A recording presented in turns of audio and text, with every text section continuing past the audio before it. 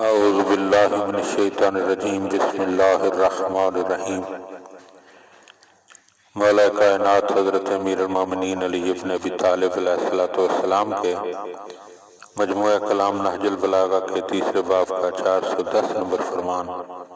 وقال علیہ السلام، آپ علیہ السلام نے ارشاد فرمایا، التقیٰ رئیس الاخلاق، تقوی تمام خصلتوں کا سرتاج ہے، تمام خصلتوں کا سردار ہے۔ اور دین اسلام نے جس چیز پر سب سے زیادہ توجہ دلائی ہے وہ تقوی ہی ہے۔ قرآن پاک میں بھی بار بار آتا ہے اتقوا اللہ اتقوا اللہ۔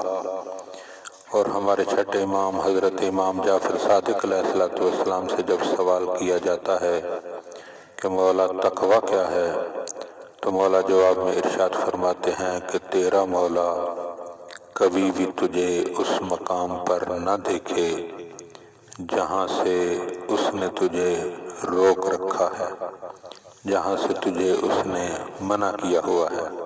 یعنی اطاعت الہی حقیقت میں تقوی کا سرچشمہ ہے۔